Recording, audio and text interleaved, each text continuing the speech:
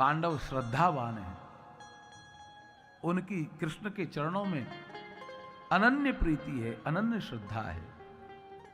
जैसे कृष्ण कहते हैं वैसे ही चलते हैं। ये है श्रद्धावान।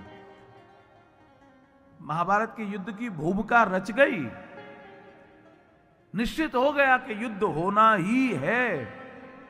लेकिन फिर भी द्वारकाधीश ने कहा, भैया युधिष्ठिर, मेरी एक इच्छा है कि एक बार शांति प्रस्ताव भेजा जाए।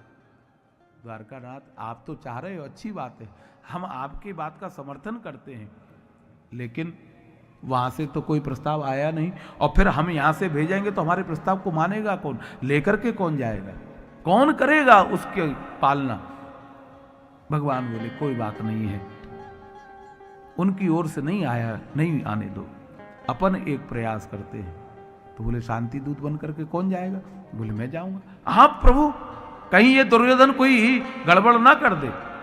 बोले, उसकी तुम चिंता मत करो, भगवान धर्म के लिए, इन बालकों के लिए, पांडवों के लिए शांति दूत बन करके गए हैं। भगवान ने प्रस्ताव पांडवों के आगे भी रखा, वही प्रस्ताव दुर्योधन के आगे भी रखा। अब आप विचार करो, स्वीकार किसने किया उसको? जो श्रद्धावान थे, जो धर्म से चलने वाले पांडव थे, उन्होंने उस शांति के प्रस्ताव को स्वीकार किया। लेकिन दुर्योधन के सामने जब रखा वो प्रस्ताव, तो दुर्योधन क्या कह रहा है?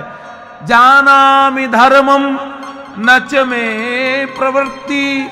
हे केशव, तुम ये शांति का प्रस्ताव लेकर के आए हो, बहुत अच्छी बात है, तुम्हारा स्वागत है, बहुत बढ़िया भोजन बनाया है, भोजन करो, खाओ पियो, मौज करो। थके होगे, तुम्हारे लिए बढ़िया महल तैयार किया है, उसमें विश्राम भी कर लो थोड़ी बहुत देर।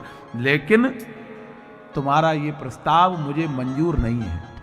मैं धर्म को जानता हूं, लेकिन प्रवृत्ति मेरी धर्म में नहीं है।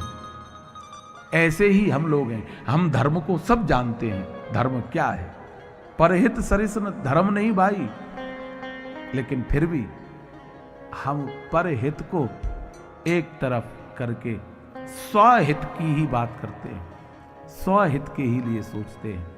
तो विचार करो, हम धर्म का पालन कर रहे हैं या अधर्म का पालन कर रहे हैं?